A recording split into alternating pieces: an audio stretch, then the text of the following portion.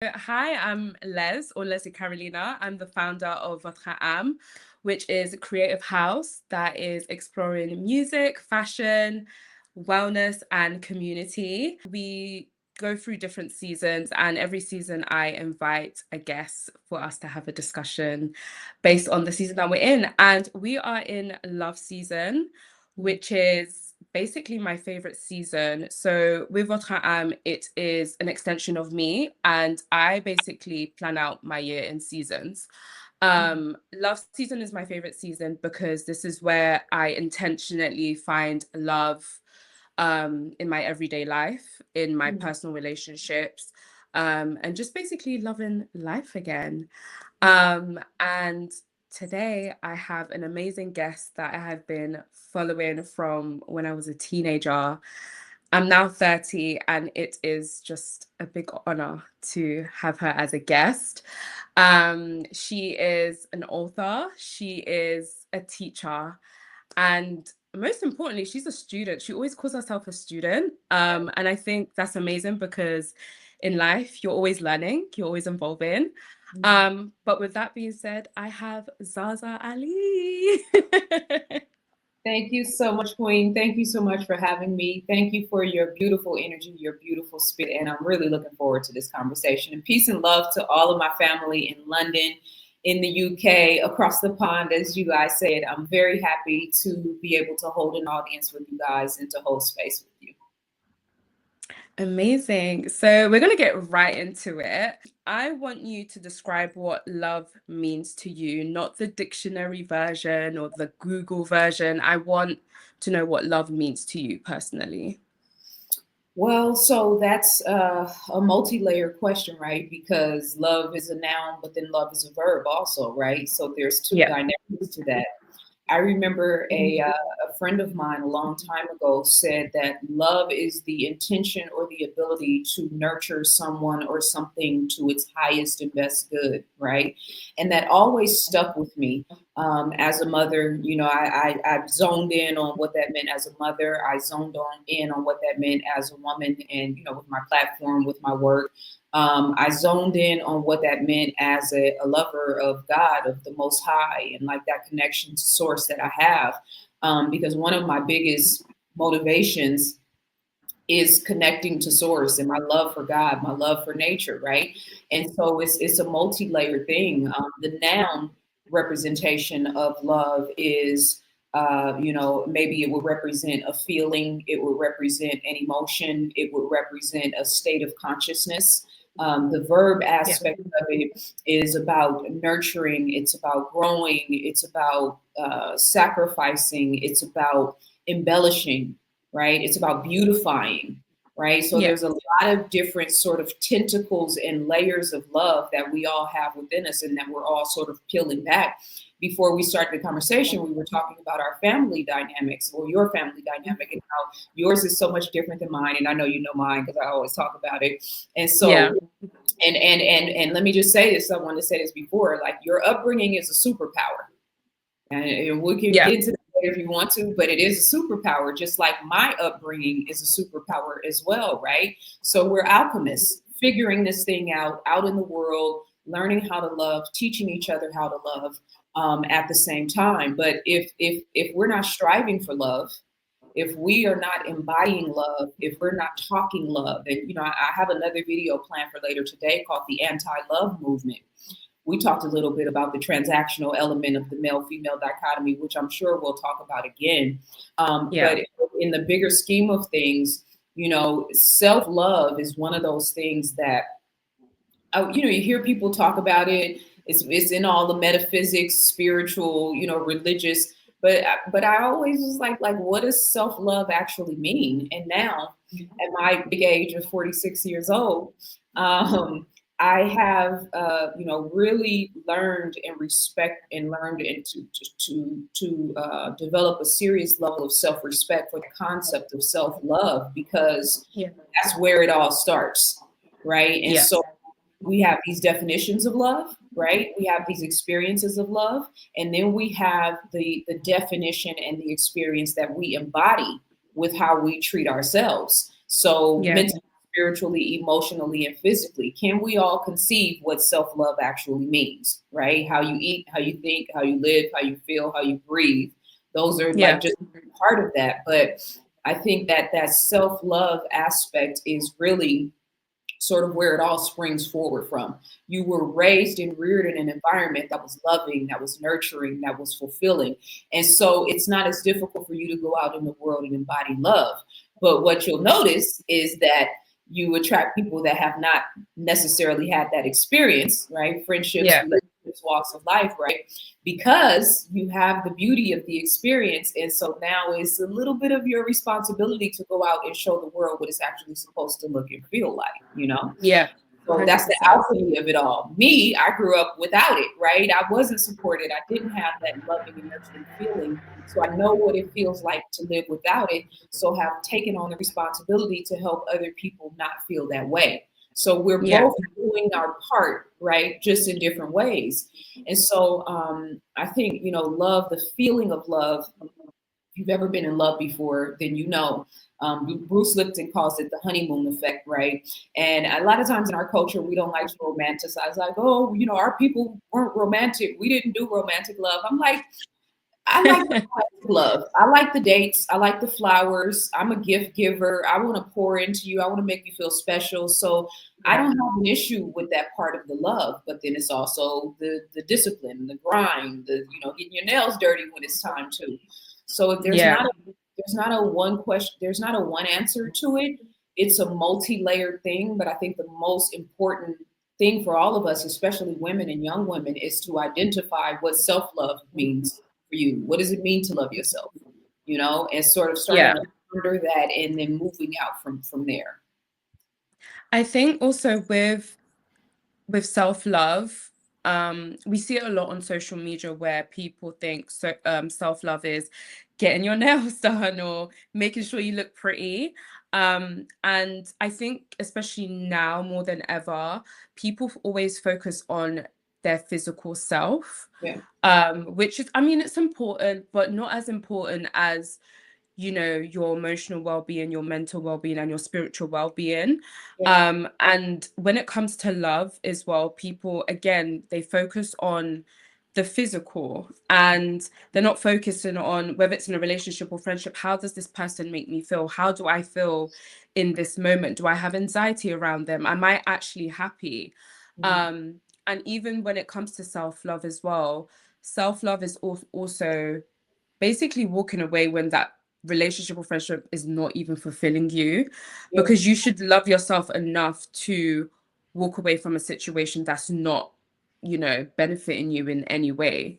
yeah, um but I think everybody has their own definition of self-love, but I do think collectively we should come to like a median of like what it actually means, because like I said, everyone just kind of focuses on the physical, and I'm like, guys, like there's so much layers to it. yeah. um but yeah, self-love Well, is yeah. That's an excellent point, and especially in this timeline where everything is about looks, it's like this very strange mixture of vanity and low self-esteem, right? And Mhm. we as women know, well, not even to make that point, but the physical aspect is, important not just for the looks aspect, but like taking care of your body, taking care of your temple, right? Not just your outside, but your inner temple. Yeah. But in the bigger schemes, when it comes to relationships, your level of self-love and self-awareness is what determines the quality of mates you attract. It determines what quality of friendships you attract. Now there's caveats to that, because sometimes you'll attract a relationship that might not necessarily reflect where you are, or who you are, so to speak, but it does embody the lessons and the circumstances that you need to become your highest and best self, right? And so a lot of times you hear people say you attract what you are. That's not always necessarily true. Sometimes, we attract what we are, but then also we attract what we need to expand and to grow, right? And Yeah. so in alchemy, you know that the concept of transferring, the physical aspect of alchemy is transmuting lead or base level metals such as lead, transmuting that into gold. The spiritual and the emotional and the mental representation of that is about taking whatever the difficulty factor or the adversity factors in our life, whether it's trauma, whether it's pain, whether it's neglect, and or whether it's a relationship that you're on your way out of, or whatever those things are. It's about alchemizing those experiences and drawing the wisdom from those experiences in order to manifest the goal within ourselves, right? And so that's Yeah. what we're really striving for. So the people are mirrors. They're to show us our flaws or our shortcomings or things that we need to work on. You talked about walking away when you get into a certain point in a relationship where you recognize it's not healthy, and 100% the next step to that in relationships, because you get past this whether you go on to the next one, but the next step to that is when you are really embodying love and like really tapped in and in tune with yourself. You won't have to walk away because you'll start recognizing things energetically and vibrationally before it even gets to that point. We Yeah. as women have a tendency to ignore red flags. We have a tendency to want to fix the wing of a broken bird, right? Because we're naturally in our natural state, we are healers. And we're here to love. We're here to take care of men, to take care of one another. And so a lot of times we neglect taking care of ourselves and hone in on taking care of everybody else, right? Yeah. And that's kind of like especially Black women in particular, that's like a perfect representation of how, yes, you can love and embody love and give love, but you can also fall short within yourself, right? In terms of that self-love, which is going to eventually determine the type of men or quality of men you attract, or women you attract, vice versa. So yeah, in the era of where everything is so physical and everything is so based on looks, and at least what people are showing and sharing with us on social media. I always say whatever direction the world is going in, I go in the opposite direction, right? And so Yeah. we're in this space where everything's digital, everything's online.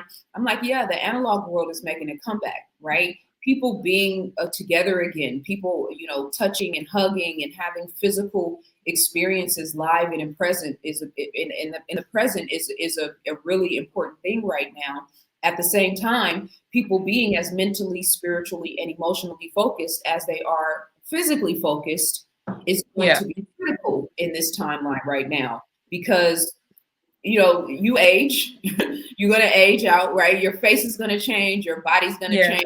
There's always a woman who looks better than you. There's always a man who looks better than you. There's always somebody younger. You know what I mean? It's all these different things that we're comparing and contrasting about. But when it all boils down to it, like, how do you feel when you look in the mirror? What are you representing? What are you embodying? What is your reputation in your community and in your family? So, I Yeah. think we kind of skip some steps, and we continuously skip steps. I remember I used to get so irritated when people would talk about wife training. And, training, the word just kind of irritates me. But it was also like, if we, I don't want to use the word train, if we focus on and are intentional about raising women, right, and teaching women how to love themselves and how to properly take care of themselves, and make the focus self, right? And then from there, we go out into the world and choose partners and choose relationships. I think it would completely change the dynamic between men and women. So I hope I answered your question. No, you did. And I think it's kind of going to lead me into my next question in terms of women and men being friends, Mhm. because there's always this discussion that a woman and a man can't be friends, because the man secretly loves her, or he secretly just wants to have intercourse with her. And I genuinely feel like, especially how I kind of grew up, and seeing my big brother being friends with all of these females, and he wasn't secretly in love with them because they'll come around, we'll just chill. I think now more than ever, I think it's really important for both men and women to establish, platonic, friendships, relationships, because we have this kind of war, shall I say, of women just hating men right now. Men are just it's just there's just a lot going on. And I think we just need to kind of just take it back to the basics of just let's just kick it with each other. Let's be friends. You know what I mean? And I think a lot of people have the mentality of, if it's not boyfriend and girlfriend, or if we're not getting married, I have no business, being in your life kind of thing. And I think that is kind of like a toxic way of thinking. Mhm. And I think it's a good thing if a woman is friends with a man and vice versa, because you get to see the world from their perspective, and you just need that feminine and masculine energy anyways around you. Yeah. But a lot of people just think they just cannot be friends, or they're secretly, having intercourse, or they secretly like each other. And I'm just like, why does it always have to go there? Why can't just people just be friends? Do you know what I mean? And it's just frustrating to see people have that mentality. So what is kind of like your opinion on, women and men being friends? Well, so that's an interesting thing because there's so many thoughts came to my mind as you were saying that. I always Yeah. say, you don't have to be in a relationship to have a relationship. And I've been saying that for a long time because I have always had a lot of male friends. I'm a nerd.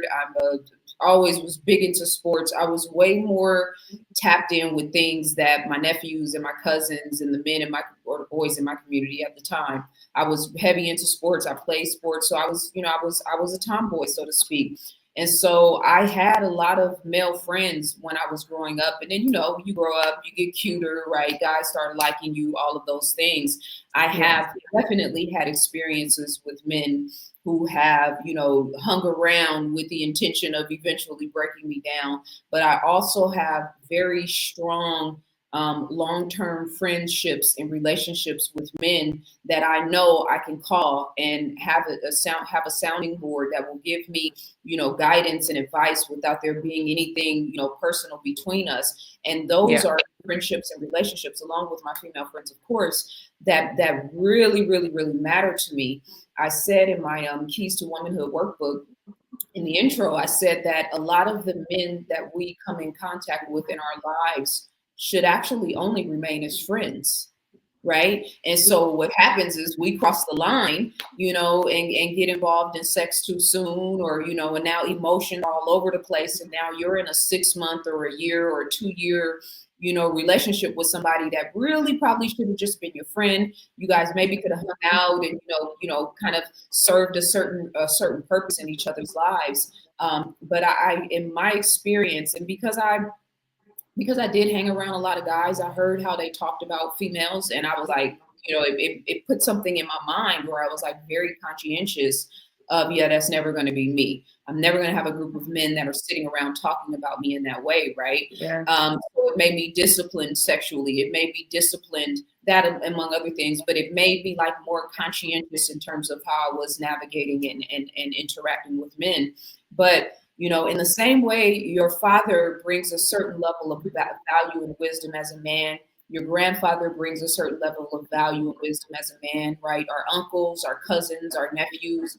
We have these men that are sort of built into our lives with our personal family relationships. But then we also have our friends in school, and as we go out into the world, it is very important for us because even with the anti-man and then the anti-woman sentiment, most of these arguments are happening about relationships, intimate relationships, whether or Yeah. not it's like we talked about being transactional, or, will the woman submit, or, does multiple wives or multiple husbands, but a lot of these things are talking about like interpersonal relationships. And I'm always fascinated by it because I'm only going to have one man. I'm only gonna have Yeah. one husband. At any given time, I'm only gonna have one man. I'm only gonna my partner that I settle down with and live my life with. He's my guy. All the other men, you guys are my brothers potentially, or my Literally. or however that plays out, or just acquaintances or whatever it is. Like, but I still have to relate to you. I still have to interact with you. I still need to understand you. And now I Yeah. have a son who's 22 years old, who's out in the world. And so my vantage point on men and how we're navigating one another has elevated to a whole other level, because now I got to think about the 20 and 21 and 22-year-old girls and young women that my son is out in the world interacting with, and how they are interacting with men, and they have this negative perspective. And all of those things are sort of links in the chain. But I think we need to get back to just like the basic humanity of it all, right? What Yeah. are we all trying to do? We're all trying to figure it out. We all want to be loved. A lot of us are have never been properly loved, right? A lot of men have never, maybe never had a healthy, functional relationship with women, and vice versa. And so for me, with my platform and with everything that I do, I'm always trying to be balanced, because yes, we need our men to sit up straight. Yes, we need our men to handle up and to take care of business. But our men need love and nurturing and compassion and empathy in order to be able to put them back in their right state of mind. And not only from their wives, not only from their mothers, not only from the women in their family, but from all of us as a culture, as a whole. I remember when Nipsey Hussle went back home to Eritrea, and he was talking about how much he was impacted by the love of the women in the community, and how they were really just like concerned about taking care of him and making sure he was good and making sure he was okay. We're not talking about him courting a woman to be his potential wife. We're just Yeah. talking about women in the community that care that you are good, that want to know you ate, that want to know that you're okay. And that's been sort of my posture about it. I think we need to get back to that space. Yeah.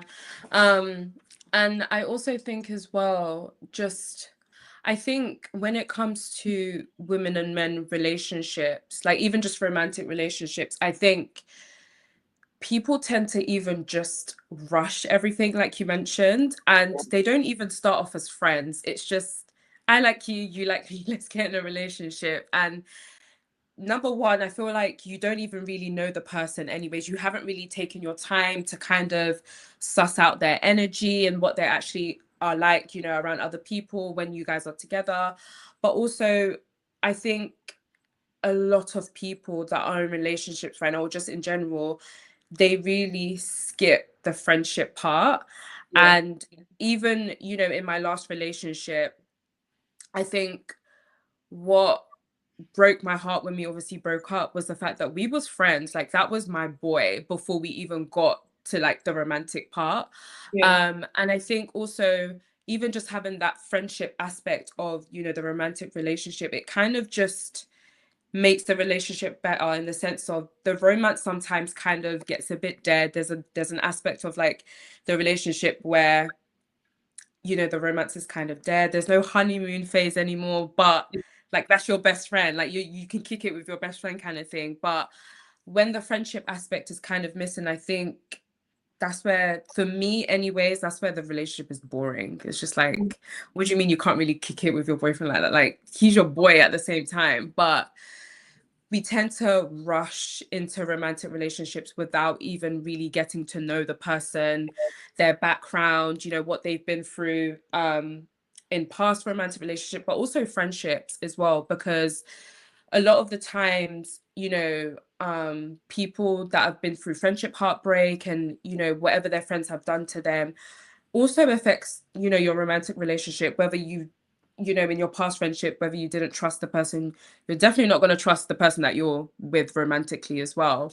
But I think we really need to get back to really getting to know people like on a deeper level. Yeah. Um, because I don't understand what the rush is anyways. I saw like I think it was like a tweet or something. And it was this girl, she was a black woman, and she was comparing romantic relationships, in the black community and the white community. And, white people tend to date for like a month, and next thing you know, they're in a romantic relationship. Whereas, you know, with black relationships, a black man would take like months and months to make it official. And again, it made me think it's all based on how we grew up viewing love, with our parents, whether your parents were around or not. But also, I don't know, I have a theory. I think the reason why maybe Black men tend to take long to make things official, like in romantic relationships, because I think it's just the fear of being vulnerable and just actually being with somebody that actually loves you for you. So I think it's just them running away from potential love that can transform them into this amazing person. But that's just my theory. I don't have anything to back it up. But I find it so crazy how just even one relationship, whether it's romantic or friendship, whether it goes bad or good, it can just affect like your whole aspect of love and your future relationships. Yeah. um but I definitely think we need to get to know people on a deeper level before even saying, oh, that's my friend or that's my boyfriend or girlfriend. And there's nothing wrong with taking your time. I think we're in a day and age where everything needs to be fast. Like, we've got fast food, we've got, these digital devices, and everybody wants everything fast. And it's just like, guys, nothing, the world isn't ending. Do you know what I mean? Take your time. Yeah. And also as well, I think with love, um, there's kind of like a slowness energy to it. It's not, I feel like it's just not meant to be rushed. Like there's something like that's just slow and just slow. I don't know Yeah. if I'm making sense, but there's just this You are. slow aspect of it that we kind of need to bring back.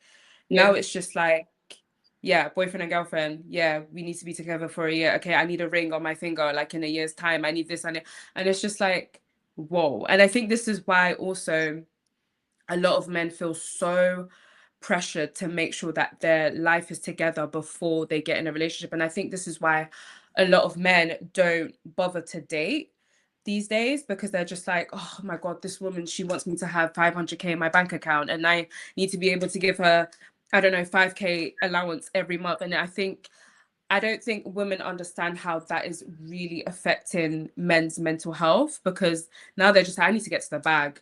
Like before I even think about it, I need to get to the bag. I need to make sure I have this. And it's like, whatever happened to just loving someone for them? And I remember in my last relationship before we broke up, I remember saying to him, like, I didn't love you for what you could do for me.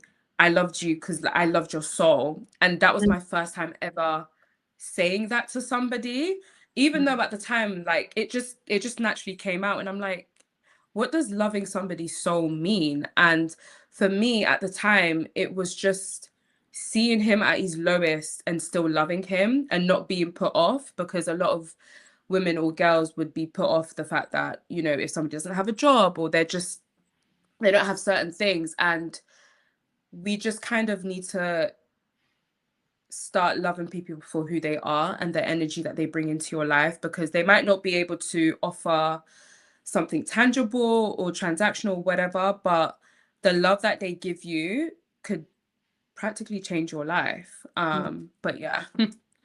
Yeah, so with everything being so fast, the access and the quickening, the microwave culture, and look at what it has produced. I mean, we're hearing all these stories about loneliness epidemics. We've got all of these, young men who feel ostracized and like, they're never going to find a good girl that wants them for them. And like you said, the whole transactional element around it, based around money. Let me just let all you ladies know, I have dated men who were very financially well off, who were left a lot to be desired in terms of emotionally and spiritually, right? And so the money aspect is just a small part of the equation. I would take a man who is fortified in his mental, spiritual, and emotional and physical well-being over a man with 500K in the bank already any day, right? Because we can make Yeah, 500,000 together, we can make 5 million together, but exactly. what we can't Yeah, do is just go outside and just start handpicking men that are emotionally intelligent and that have those qualities that you can't teach, right? That life has to teach. And so I definitely want to say that. And then to your point about there's a beauty in savoring an experience, right? if you Yeah. go on a trip, or if if you eat a fancy meal, or at a place that just has really good cooking, or you get your hair braided and it's fly, and you know what I mean, and you maintain it and you do what you have to do, or the yoga is a great example for me, of the continuity of the practice and sticking to it, and being determined and focused, and like if you do it for a week versus doing it for a year and being consistent, you're going to it's going to improve every aspect of your life, right? You go to the Yeah. gym, 2 months in, a year in, you're going to see significant changes, right? You go to school, you can't get a degree in 6 months. Well, now maybe Exactly. you gotta put 4 years in, right? Yeah. And then if you want a BA, right, versus, or a BS, or you want a master's degree, or you want a PhD, right? You got to put, some of these people put 12 years for a career. We're talking Yeah. about your life mate, your life partner, the person that you share your life with and potentially build a relationship with. And so, I think that you said, talked about men, being fearful and vulnerable, and the emotional element of that. The unfortunate thing, and this is beyond race, just in all of our cultures, sort of we've created a world and a state of consciousness where men have not been focused on and developing emotional intelligence, right? Yeah. And emotional awareness of themselves. You've heard me say 1,000 times we're mental, spiritual, emotional, and physical beings. Yeah. But in our community, and in America in particular, emotions are talked about in such a negative way. And it's like, stop being emotional. How can you stop being emotional when you're an emotional being? What you need to do Yeah. is control your emotions, right? Because love is the highest frequency that there is, and that's an emotion, right? So Yeah. quantifying emotions and how they play a role in our lives is one thing, but so going back to the point we made about the male female dichotomy, about friendships, about having platonic relationships with men, and then fast forwarding to this idea of, we have a culture of men who are fearful about being vulnerable, right? So this is where another place where those platonic relationships between men and women play an important role, because yes, you do have women around you that support you, that don't want anything from you, right? Yes, you do have women around you that can pour into you, that can support you, that can encourage you, that can want your best interest without wanting anything from you, right? And so that's another sort of reflection of that. So I think that, really kind of just taking the relationship element, like you said, off the table, and just really honing in on the interpersonal.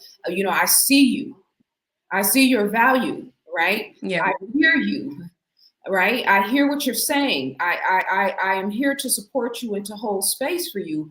These are all sort of important elements to the male female dichotomy. That's Yeah, right. so the fear of being vulnerable, and just the fear factor, and then the pressure, like you said, we're all under enough pressure already.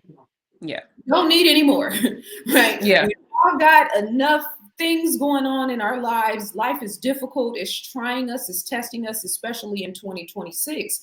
So all of this pressure about making a certain amount of money, or like having it all figured out at a certain, the 22-year-olds and the 25-year-old men, the things that they're talking about, wanting to be millionaires, but there's a void in the conversation about mental, spiritual, and emotional well-being. But then we'll turn around and talk about the suicide rates among young Black men, right? Yeah. So again, in this fast food culture, like, yeah, we have access, we can do it, but should we? Even with a Yeah. sexual, I talked earlier when I was telling you about Keys to Womanhood, and how my whole intention around that book was to uh, uh, talk to girls and young women in a way, and tell them all the things that I wish another woman had told me, right?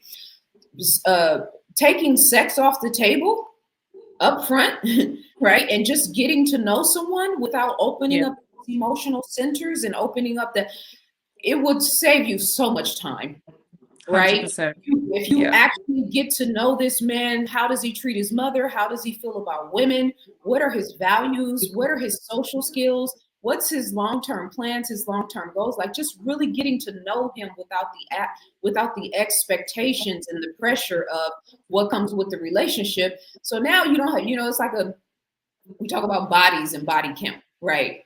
And there's this whole thing about, oh, what the personal aspect, the private aspect, all of those things to the side. A lot of us have bodies on us, and I say that tongue in cheek. These, and then you look back at it, right? And that's another thing I said in the book. If we as women and men just really sat back and think about all those, those situations, right? And then it's Yeah. like, oh my God, I can't believe I ever did that. Yeah, Yeah.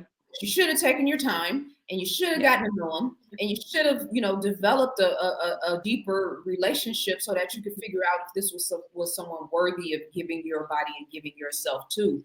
And so I Yeah. think it still comes back in the bigger scheme of things to self-awareness, self-accountability, and what we're our expectations as we're moving between the sexes, so to speak. You talked about the comparison between white men and white relationships and black men and black relationships, and how white people might come together and take a shorter amount of time before they commit to one another versus blacks, well, or our people. Well, there's levels to that, right? Number one, a big issue in a lot of our relationships is financial stability, right? Yeah. And so a lot of their partnerships they're coming together with an intentional partnership to sort of build a world together. He's, they're semi-established or already established, or they've got a family dynamic that's already established. So the money thing isn't as big of a factor for them, right? And I'm not saying all, because I know that's painting with too broad of a brush, but it's much Yeah. less an issue for them as it is for us, right? And then you've got this ongoing machine in the media, in the school system, in on social media, every aspect of society that is consistently picking at our relationships, right? So Yeah. picking at 100%. our men and embellishing low self-esteem, right?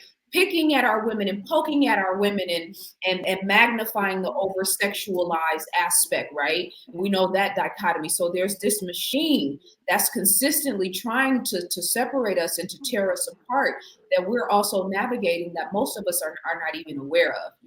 We're Yeah. out having conversations that like NBA players and their wives and the type of women that they choose. You said a 500,000 mark, right? I was commenting on a comment on a post where this guy was saying that these women say you got to have $1 million now before they even like take you serious. I'm like, what? $1 million? And It's then who is crazy. that? Because I don't know any women like that. Not one. And I've talked to a lot of women. I don't know any Yeah. women that are like $1 million out the gate, or else we can't even, that's so silly. But so the transactional element of it, the sort of culture that exasperates the tension between men and women, black men and women in particular, the lack of self-awareness and self-accountability, the number of us that have never been properly loved, so we don't know what it looks like. We're learning on job, right? And Yeah. then the transactional element of the conversation around relationships. I'm just so exhausted with it right now. There's It's a pressure lot. for men to have all this money. There's pressure for women to be perfect. You're trying to compete with celebrities and stars and all of these people in terms of how they look. And it's too much. It's overwhelming and it's exhausting.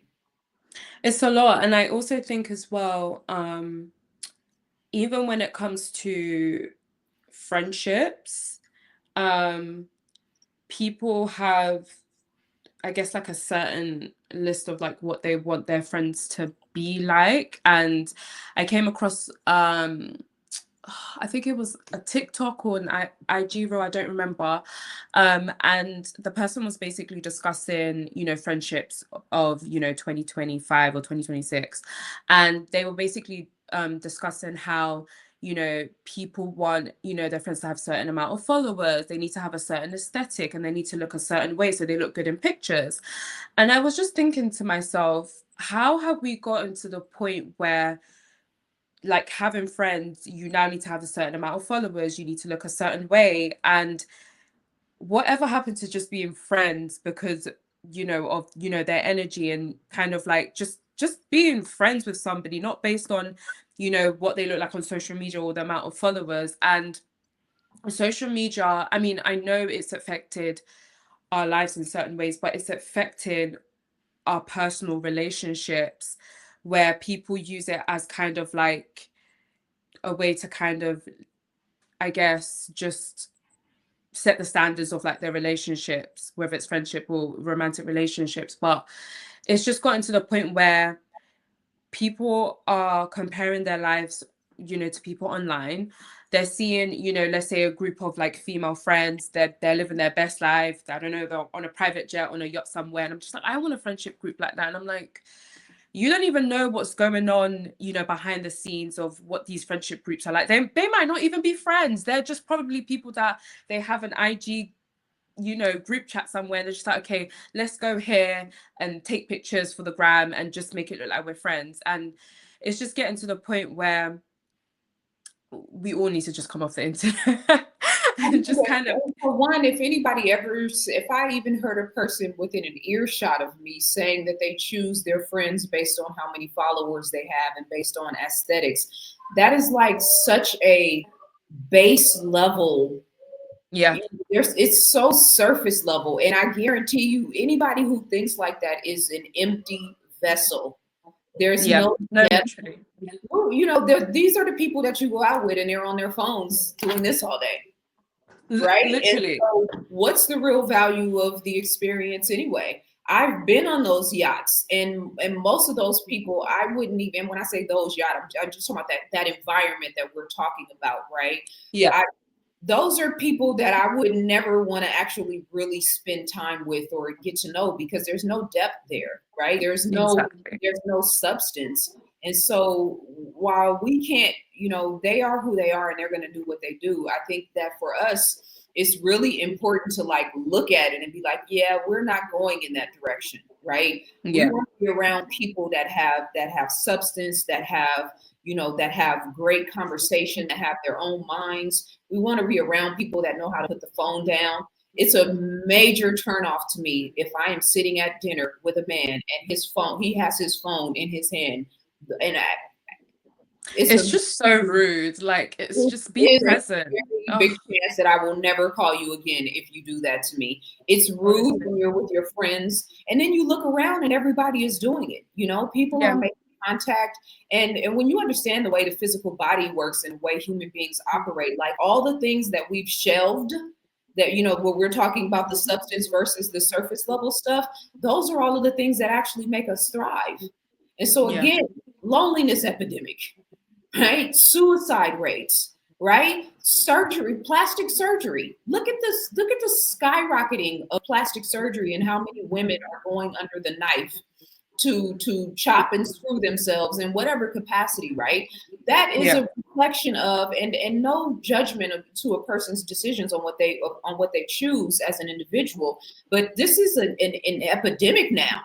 We have yeah, women going out of the country and coming back in body bags, right? Over physical things. But you never see these same women, emphasizing the importance of how they think, of how they feel, of how they treat people, the countenance of your heart, in the yeah, in the Ma'at, in Ma'at, Kemetic, spiritual concepts. The concept of weighing your heart next to a feather was like the key to the whole thing. I mean, yeah, it was a big deal in every aspect of life and society.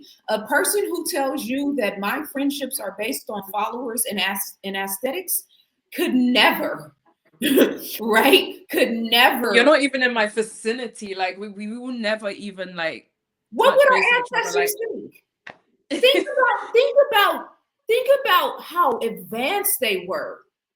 And this concept of putting the a feather on a scale next to the heart, your heart has to be yeah, light, keep your heart light. Yeah, yeah, you know? literally. And it's So so for me, crazy because yeah, go I ahead. I think it was like last week or whatever, and I realized that I have stored, like, I haven't dealt with a lot of trauma, and I don't know why it was last week I realized this, but my body just aches all the time, and I'm like, this is just not normal. And I sat there and I was like, I've just not.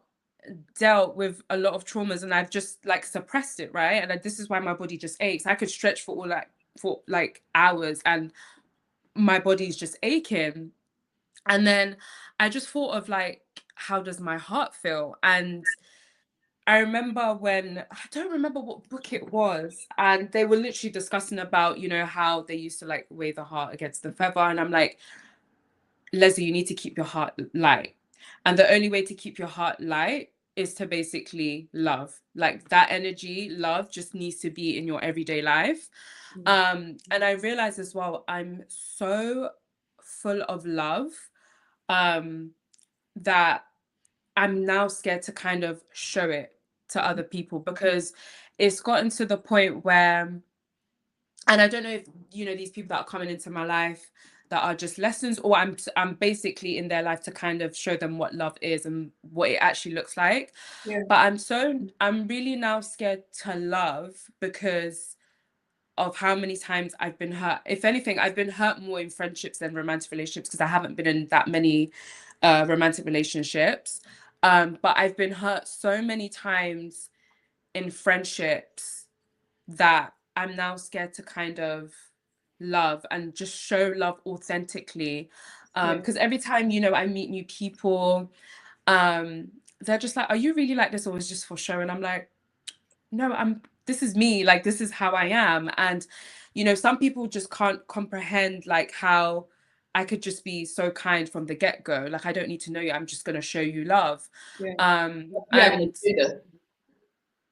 pardon. Like you have an agenda with your kindness. Yeah, and this is what I'm saying. I'm like, it's just gotten to the point where people always think you're acting a certain way because you want to get something out of them. And I'm just like, how did we get here where somebody showing you love and then being kind and caring for you is now basically a bad thing? And I'm like, how did we get here? Like this is so bad. And I feel like, you know, and I don't want, you know, my past, you know, experiences to change my heart and who I am, because I think the world needs more people like me. Do you know what I mean? In order for, you know, some change to happen. But I think in general, the way I'm feeling now in terms of showing love, a lot of people now think like that. And this is why there's just not love in the world, because people are Yeah. scared. And I don't blame them. Yeah. Oh, so listen, this is important, right? And I'm saying this for you as an individual, and then I'm saying this in the bigger context of us collectively, right? Because you know we're in a really, really, really critical time in the world right Yeah. now, and I know you know Yeah. that. We don't need to get into the nitty gritty of that, but you know, people ask me all the time, "What's the solution? What's the solution?" I'm tired of talking about the problem. What's the solution? Love. Yeah. Well, what does that mean? You know, you get mad, right? What does that actually mean? That's too simple. That's no love is the solution, Yeah. right?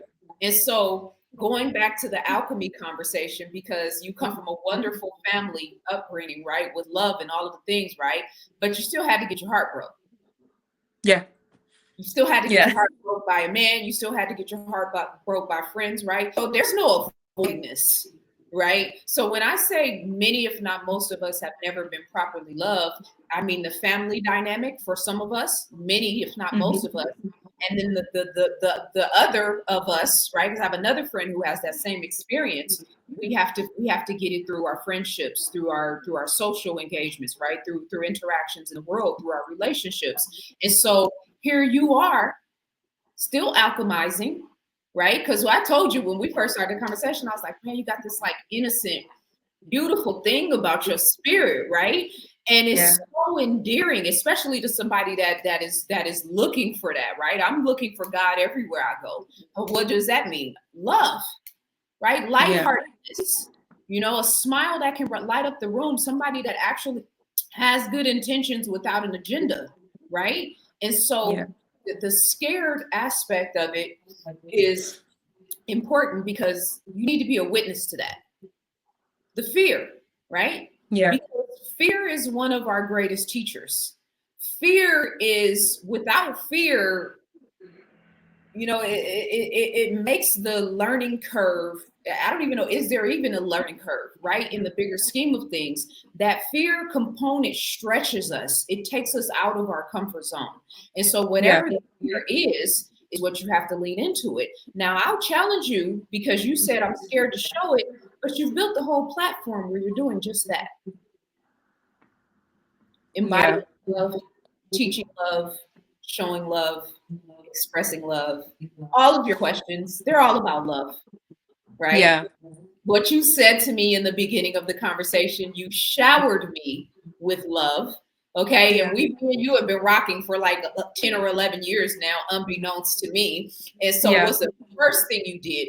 You poured love into me, which set the tone for this whole conversation, which is going to set the tone for how everybody who watches this around the world receives it. So, respectfully, you're already doing it, and you're doing Yeah. it on a public platform in front of the world. Now, the interpersonal relationships is where that fear factor comes in, right? And so, Yeah. I when it's in that space, because I feel like there's so many different ways to express love, right? When I'm in nature, when I'm at the beach, when I'm hearing the waters come in from the waves and I'm hearing the seagulls pass by and I'm seeing the children playing and the sun is beaming and the weather, and it's like a whole vibe. It is such a magnetic, powerful representation of love, Yeah. right? When I am doing things of service where I'm either in the community, I've got a workshop I'm doing on Monday for at a middle school, 100 girls. That is one of the best representations of love for me and how to give love and how to express love. These girls don't want anything in return. They're gonna sit and we're gonna have our powwow for an hour and a half, and Yeah. I'm gonna fall in love with me, and they're gonna fall in love.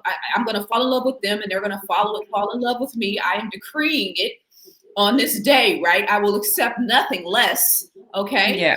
So that's another representation and transference of love. And so if we feel scared or there's a thing there in terms of the friendships, right? Then Yeah. okay, so let me just push back on that. Not that I don't want friends or not that I'm not going to, hone in or honor my friendships, but there's other ways for me to develop trust and love, right? You got a beautiful sister, right? So that's that. You got a BFF. If you never have a BFF, you Yeah. have Me and her are like, we're like this. I Like, can tell. she's my best friend. I picked up on all the energy, right? So you got to go to no matter what. And you Yeah. guys' relationship and the way you interact and the way that and engage one another will affect people in ways that you will never be able to fathom. The same way that I'm just here doing my thing and you're telling me about the way that it affects people to see love, to see what it looks like, to see what it feels like. I pay attention when I see relationships, a man and a woman where they're in this dance and you can see it, you can feel the energy, you can feel the love. There's no airs, Yeah. there's no props, there's no masks. It's just you can see the way that they teach, the way they treat each other, and the way that they handle each other. You don't have to ask, that's the representation of the relationship between you and your sister. That's the representation of the relationship with your family dichotomy, right? And so Yeah. leaning to that, you got to push away from the friendships a little bit because y'all doing too much or not enough, right? And so Yeah.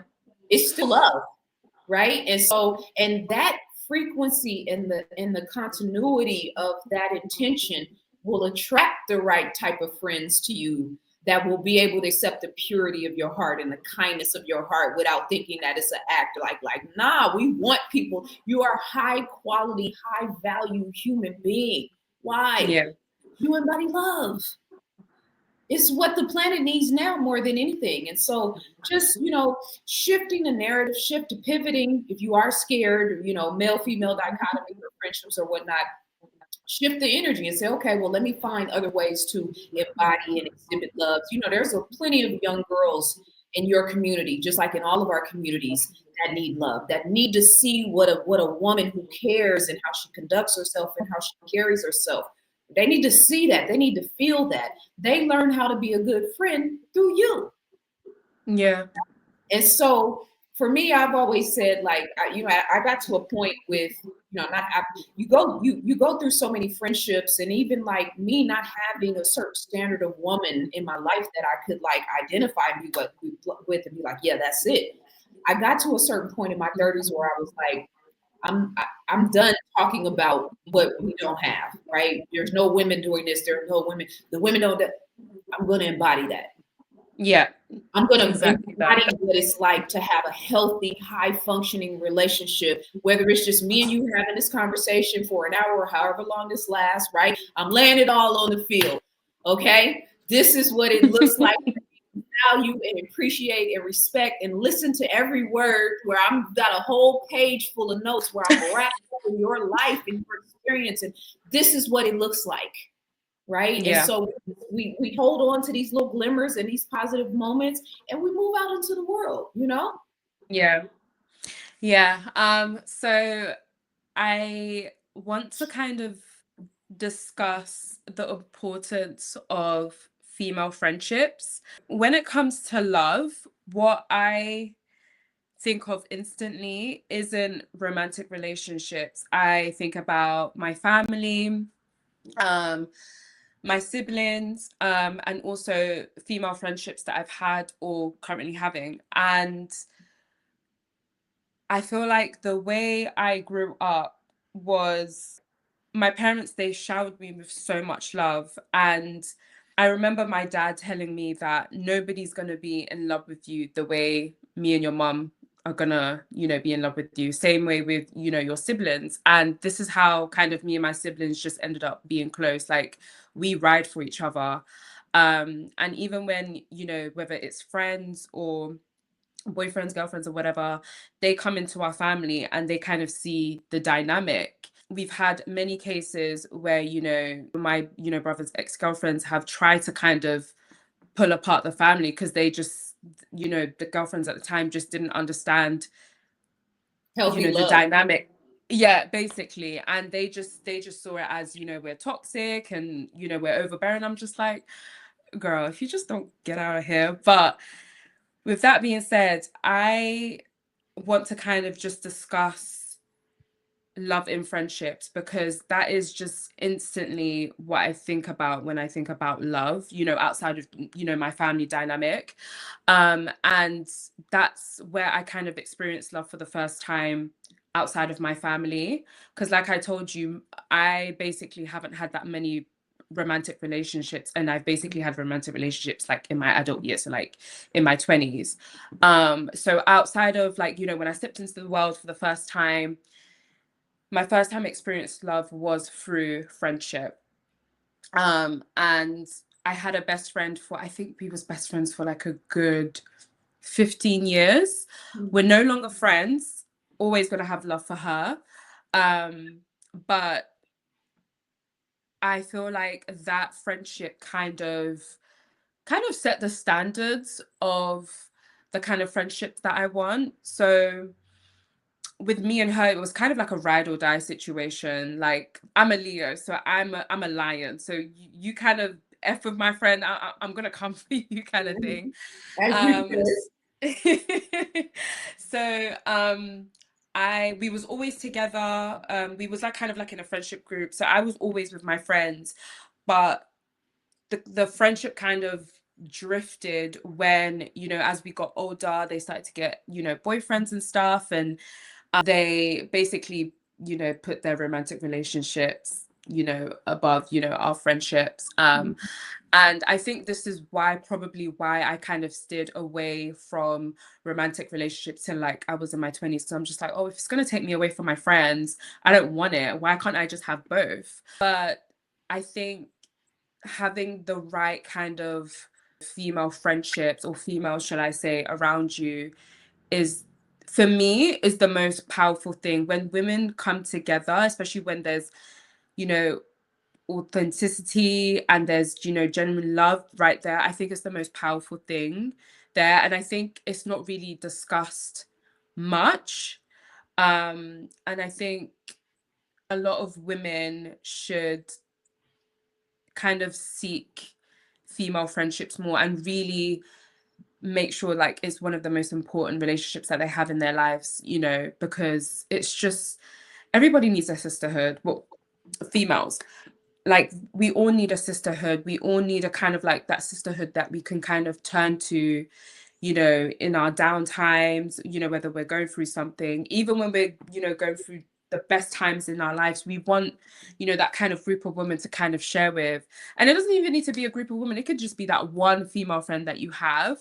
Um, but what I'm trying to say is females, when they come together and they love each other, I think it's the most beautiful, wonderful, greatest, powerful thing ever. Yeah.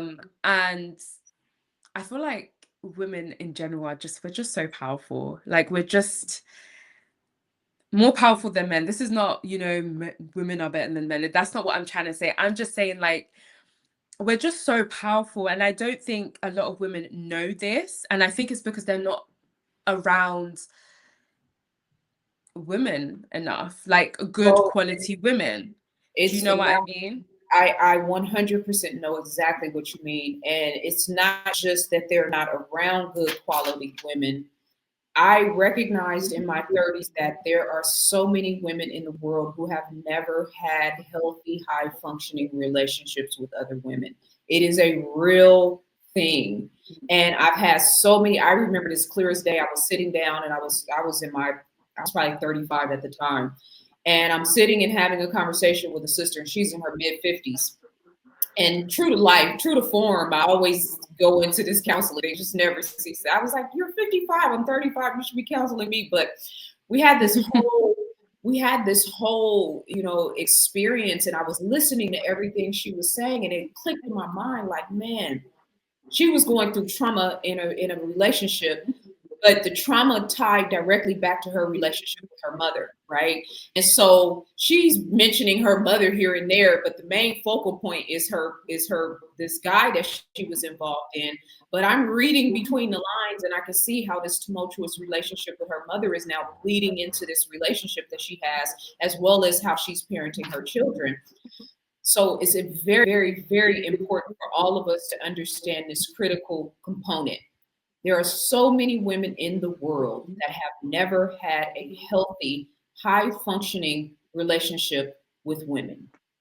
And there is a lot of women in the world that have been betrayed by that first woman, meaning their Yeah. mother, sometimes their grandmothers, sometimes they're with the women in their family, right? And so they have an additional level of wall and of trust issues, right, when it comes to women, because the first woman that was supposed to support me, you know, dogged me out or abandoned me, right? And so Yeah. we're walking around with these like with these broken hearts, right, from these Yeah. experiences with women. And then the cattiness, you know, I had so many female, I dealt with so much catty, abusive, mentally, emotionally abusive. You know, I have in my family dynamic. Then when I went to school, it was just this continuity of like competitive, mean girl, you know, like energy. Yeah. And for a while, I was, you know, I was like, well, I don't want to be friends with, you know, I wasn't focused on friends like that, because I was just like, if this is what it comes to? I keep hearing people talk about sisterhood. Is this what you call sisterhood? Right. And so I Yeah. kind of pushed back away from that, because I was like, I don't want to deal with that. But again, when I got into my mid 30s, I was like, no, you have to set the example, right? In terms of not set the example. You have to be an active part of the solution, healing the dichotomy between women, Black women in particular, right? And so when I'm talking to women, when I'm engaging with women, when I'm interacting with women, there is a level of empathy and compassion and listening. We need to really, really fine tune our listening skills, right? Because a lot of us are just talking the answers. It's like a real thing in this consciousness, in this collective consciousness, which I'm sure you're aware of. And what I know about human beings, all human beings for sure, is that everybody wants to be heard, everybody wants to be seen, and everybody wants to feel valued, right? So this Yeah. catty, this competitive, all of that stuff, that's at the root of it all, right? And so the sisterhood is critically important, because I keep saying the world is in need of guidance, right? And I'm saying the world is in need of guidance to women. Okay. Okay. I'm not saying that to, it's not just us, but like ladies, I'm talking to you, right? Fellas too, but ladies, the world is in need of guidance. The world needs love. The world needs generosity. The world needs kindness. The world needs empathy. The world needs compassion. These are our superpowers. These are natural, these are things that women are naturally acclimated for Yeah. when it all boils down to it, when we're left unscathed, right? Without the trauma, without the abuse, without all of the suffering. These are our superpowers. So we have to redevelop these superpowers, right? And so it's easy to say, yeah, go out in the world and be friends and sisterhood. But if you don't really truly feel that, if you don't really truly feel like love for your sister or want something better for her, it's hard to pull that off, right? So I think emphasizing empathy, compassion, kindness, right? Emphasizing these attributes that are normal to us, starting there, right? And then particularly for women, Yeah. particularly the young girls in your community, right? Because that's how we can change this narrative, especially with our daughters, right? So emphasizing that with the women in your family, emphasizing that with especially the ones that you might not be close to, or the one who nobody can break through, right? She's got a heart of steel. Still, I take that on as a personal project, right? We'll send you some tulips every week and see how you fare with that, right? Or just things like that, right? And Yeah. so it's being conscientious and intentional of showing each other love, of lifting each other up. And sometimes it can just be a small thing in a passing by conversation, the communication we're having now. And sometimes it can be a more intentional thing. All of us have strong friends, right? Our strong friends need us the most. Yeah. 100%. Public service announcement, okay? Because I'm always the strong friend. Your strong friends need you the most. Okay.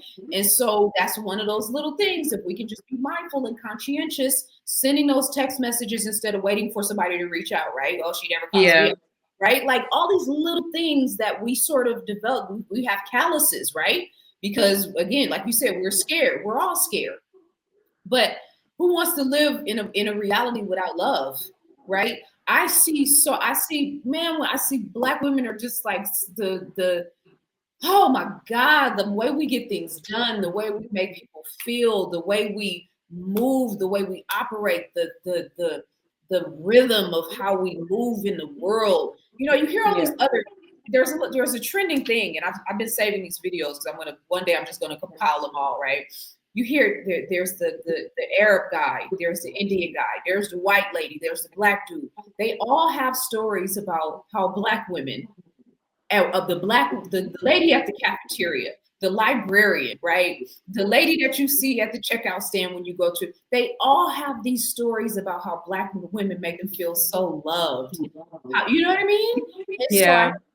because we all have it, right? We're all doing it naturally. So I think we need to be intentional. It's a superpower. I Yeah. think we should be intentional about pouring that back into each other. You have that dynamic with your mom, you have that dynamic with your sisters, right? I have that dynamic with the women that are in my personal circle, but then like a 10,000 maybe women around the world that I'm very intentional about that, right?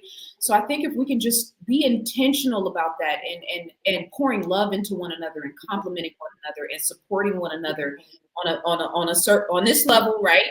And then we go from here, right? Maybe we develop partnerships, right? Maybe we go into business together. Maybe we start community organizations. Maybe we write a book together that's focused on girls and women. Maybe we do workshops together that's focused on girls and women.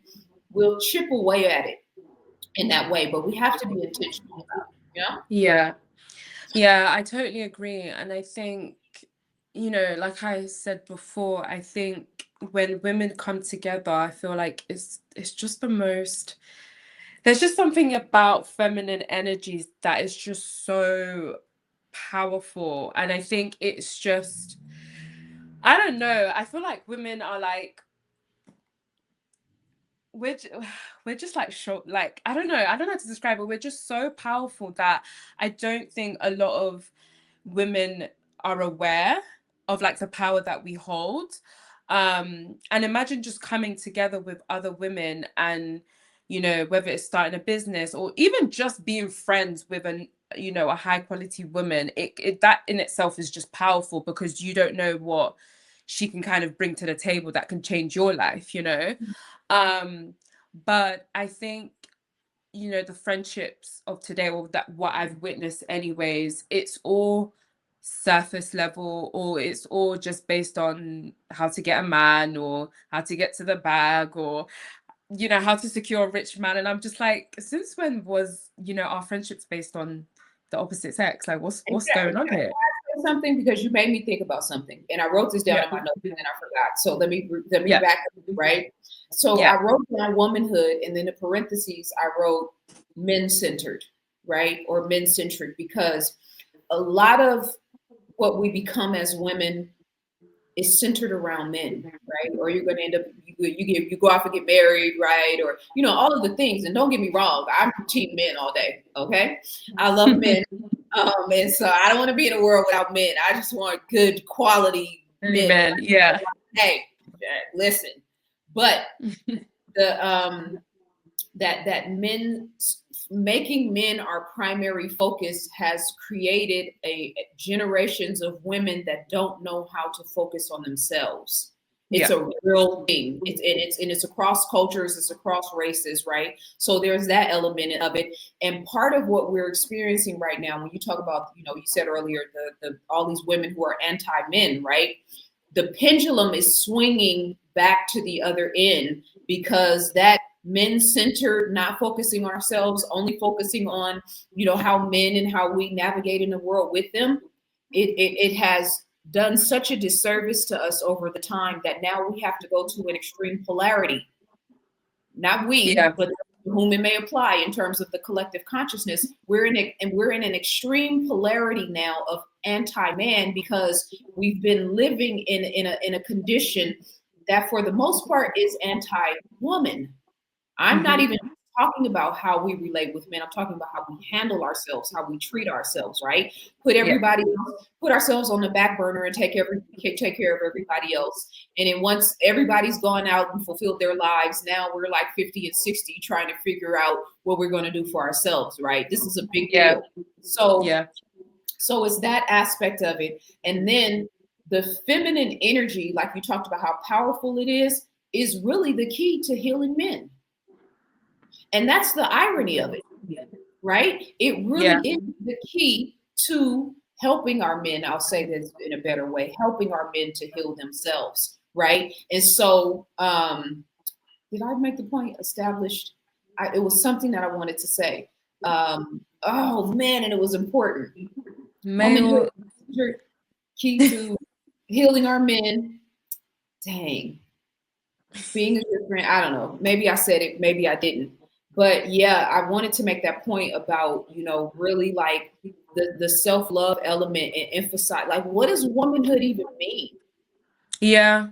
I Right? think What that what is a question that we need to ask ourselves. yeah, what does womanhood even mean? When I was writing Keys to Womanhood and I wanted to, it was weird for me. My dad raised me, and when I started my cycle, I had to deal with my Mm. dad.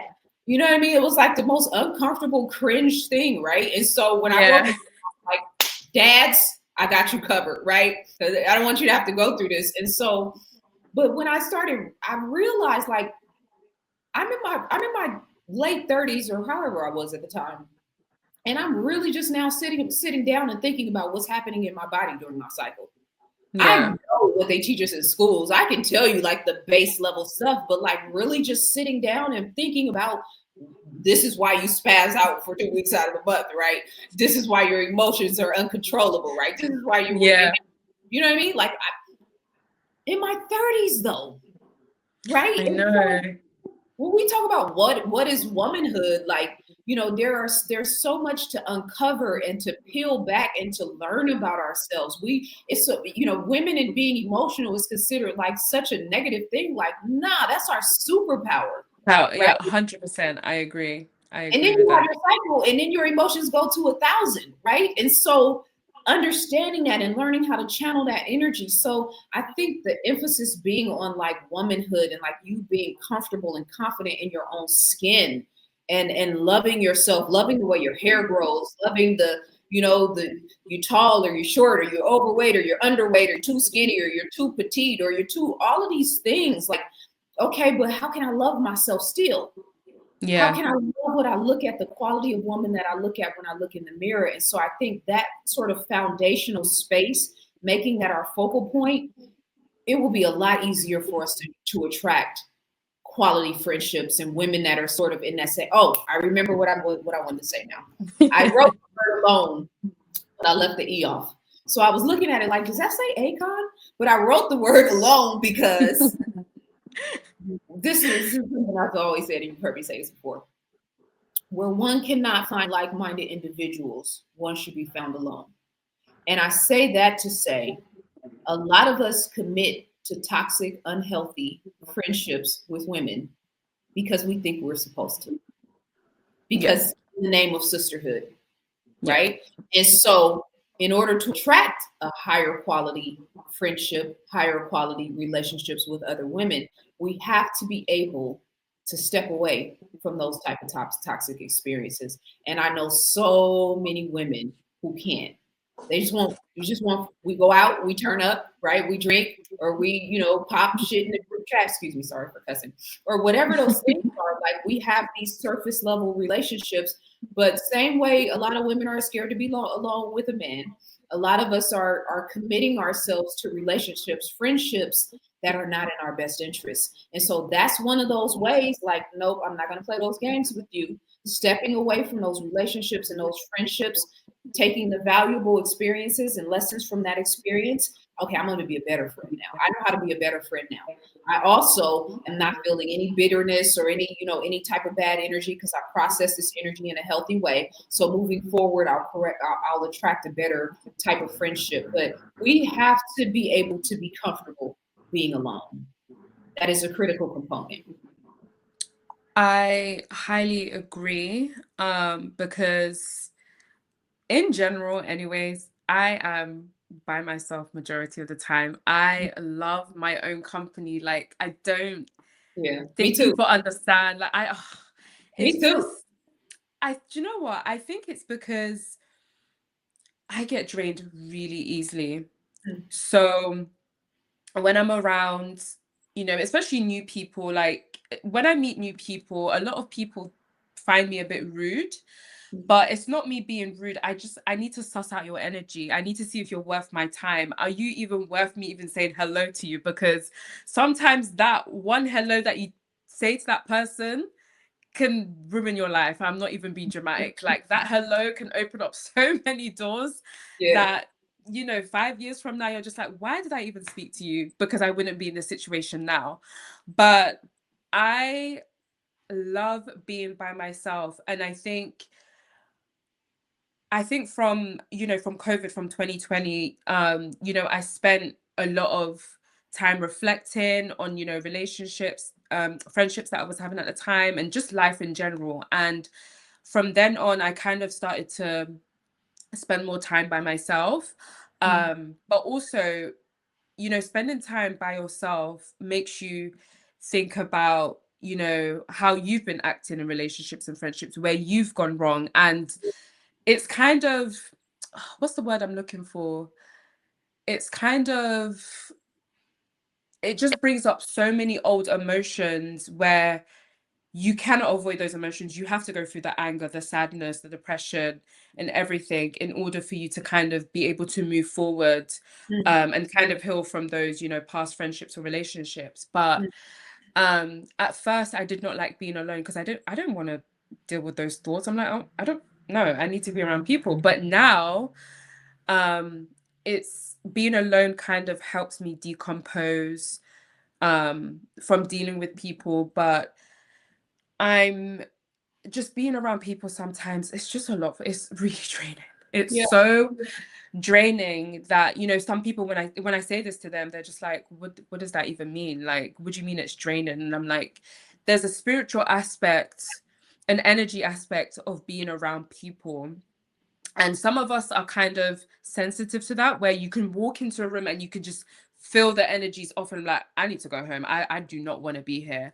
Yeah. Or you can walk into a room where it's just high vibrational. There's these amazing people and it's just, it's great energy. But I'm saying this to say you really need to spend time on your own because number one, I feel like it actually helps you kind of build this energy field, shall I say, where you can kind of read energy when you walk into a room.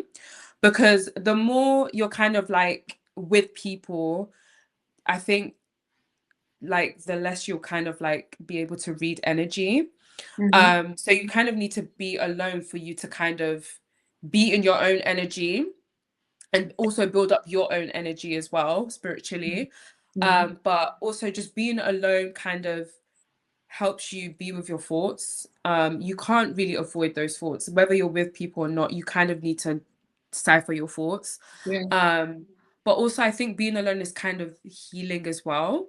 Yeah. Because people talk about you need to heal, whatever, which is cool. But being alone is also part of your healing journey from your Mhm. past traumas and friendships and stuff like that. Yeah. But a lot of people nowadays, they do not like being alone. And I've seen it where any excuse to go out, they are going out. And Yeah. it's like, I don't know how people do it. Yeah. And I also think as well, this is why a lot of people went crazy during COVID because they're just like, what do you mean we need to be in the house and I can't go anywhere? Yeah. I need to go to the club. I need to Yeah. do all of these things. Yeah. Um, but being alone is, I think it's so important. Whether you're in a romantic relationship or not, No, like it's even critical. having that time alone it's just so important. Yeah. Um, and also as well, I think being alone also helps you think for yourself. A lot of Yeah. people do not think for themselves.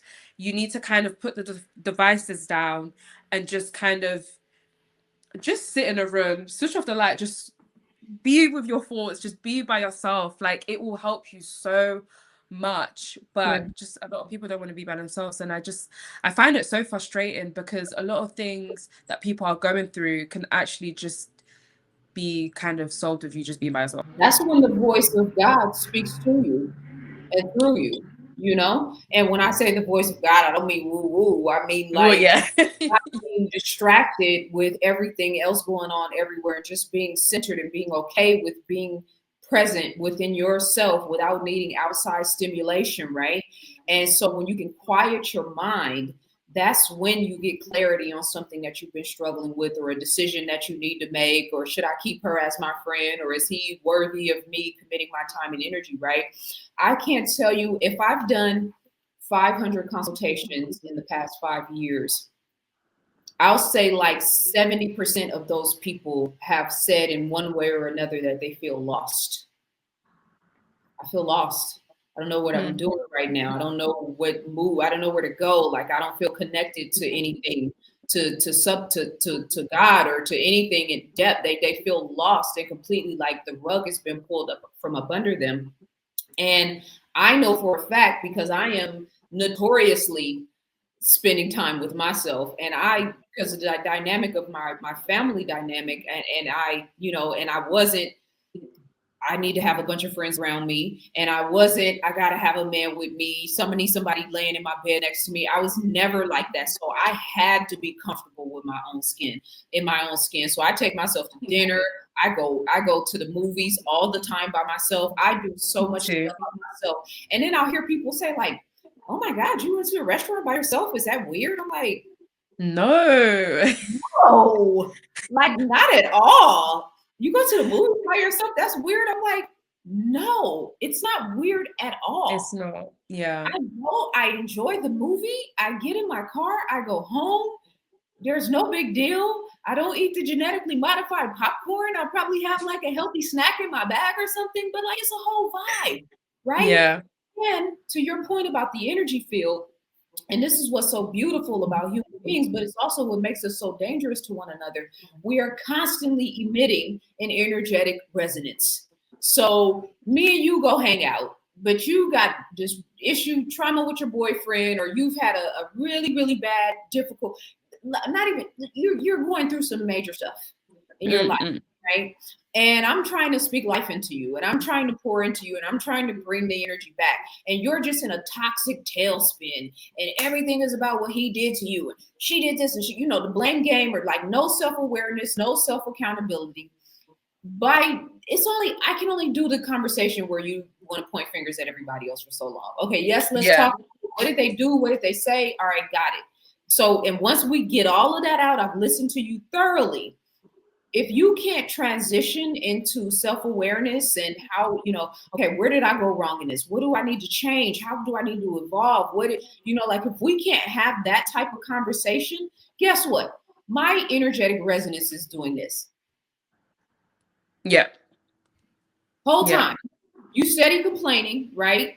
I'm in it at first. I'm with you, right? We're thugging it out. We're talking about it. We're in the nuances. We're doing all the details. But if we can't get beyond the finger pointing and what happened, the actual things that happened and what they did, my energy starts doing this. Yeah. Right. And so now I came to you with a full battery. Last week, I didn't see anybody. All I had to worry about was my own energy. I didn't have to knock anybody off the ledge. I didn't have to deal with any negative energy. And not saying it's not always negative, but for the sake of the conversation, I've been comfortable in my own space. I live alone. I'm only responsible for my own frequency and vibration. And then the other part of this, people like you and I feel comfortable in saying this, you have dominant, I call it a dominant vibration, where you are the person that's usually the one that's trying to speak life. You are the person that's usually in space. You are the person that's usually looking at the glass half full, right? You are the person that's trying to encourage your friends to eat healthy. You are the person that's telling your friend you need to leave the toxic relationship, right? You're the person that's constantly pouring life and life, but it's not reciprocal. That is an Yeah. imbalanced relationship. And guess what? The battery is doing this.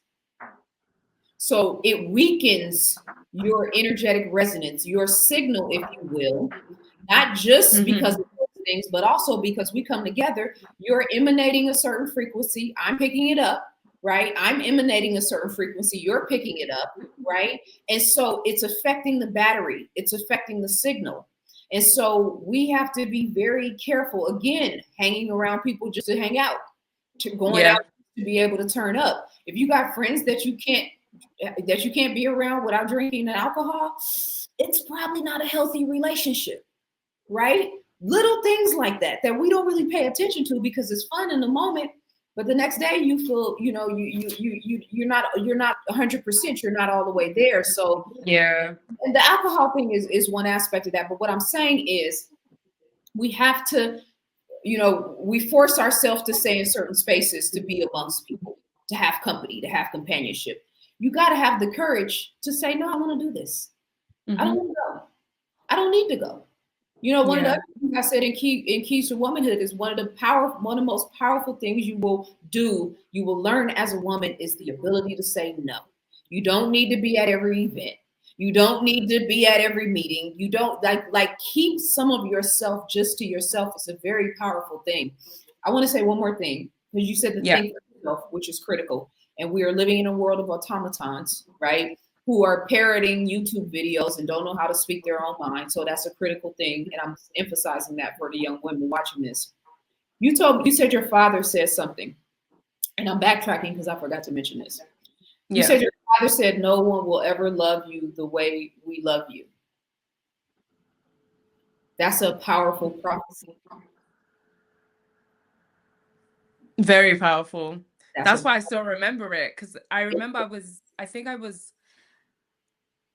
like 15 or something. I was like mid-teens or something like that when he said that to me.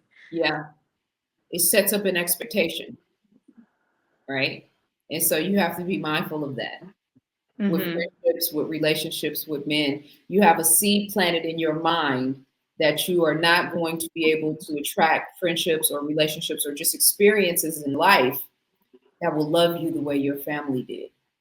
I beg to differ.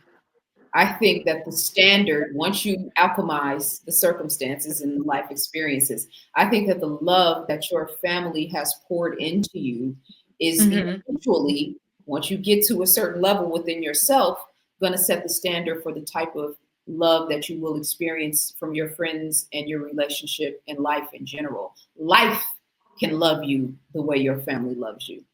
Mhm. So it's a prophecy. We know what he meant, right? Yeah. We know that Yeah. home is where the heart is, right? No matter what, you can always come home and we'll always love you. And you'll always have this sort of centered gravity of love that will always hold you and keep you, right? But it also Mhm. it put a seed in your mind, right? And so Yeah. we just Yeah. want we just want to put a little feminine twist on that. We just want to nurture it and cultivate it, right? And pour a little water on it so we can give it some life. that Yeah. that, that environment has established a foundation for the quality and the level of love in friendships and in relationships that you will for sure experience in your life. It's so crazy how you just said that because I just instantly thought like the experiences that I've had so far, whether romantic or, friendships, I don't know why it just clicked when you just said that, but they've all kind of been shaping Validation. me, like how I love, but also they're just lessons. I just need to kind of look back. What have I learned from this? Yeah. And just continue to move forward. But also, um, for me to not change my heart and how I love. I can continue to love other people. Yes. And my past experiences, I just have to look back and realize what have I learned from this, what I don't want in my next, friendships, relationships, or whatever. Mhm. And just keep it moving. I don't know why I just clicked when you just I don't know why. Because I think, when I was going through my breakup last year or the year before, I don't even remember anymore. Um, I was kind of like I was going through that phase of like, oh, I hate men. Men are like this, men are like that. And do you know what was We've so all bad been at the there. time as well? It was so bad at the time as well because my For You page was feeding me all of these like things about men and how they are and how they treat women. And Yeah. it got to the point where I was just like, no, Leslie, you need to kind of come off social media and stop liking those posts because obviously it's good. The more you like these posts, it's gonna feed you, all of these kind of posts on your algorithm. And I kind of need to realize, okay, it wasn't even a bad experience. This is the thing. What I realized is looking back is he let me go because he said I deserve better. Mm. And now that I've kind of like I've healed and I look back and what he said, I realized that he loves me enough to like kind of let me go and realize, okay, like I can't give her what she wants or whatever. But even him even saying that just made me realize, Leslie, you didn't want better for yourself because why did you want to go back knowing That he he can't give told you what you. he told Told me and I you. want to go, why didn't I Yeah. want better for myself? Yeah. And it's the fact that I realized that like late last year, like what he did was a good thing for me. Mm. And at the time I'm just like, how dare you break up with me? Like, what do you mean you're breaking up with me? But in the grand scheme of things, it was the best thing to happen for me, you Yeah. know?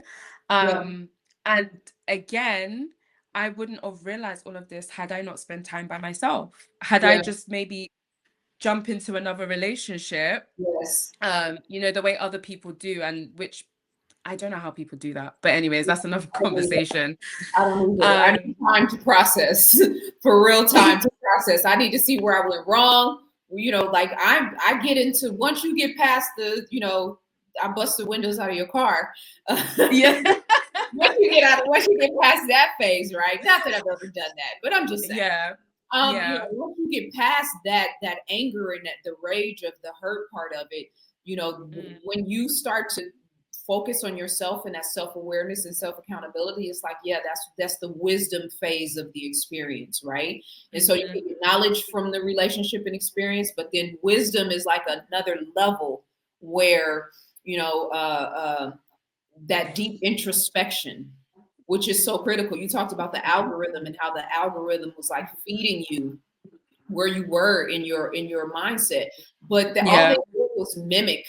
the way the real algorithm of life actually works, you know? Yeah. And we can you get into friendships and a friend or a best friend hurts you or does you wrong, and now you think I'll never have a good relationship with another woman again or a healthy friendship because she did this or da da da da or he did this, and so now you're on this algorithm.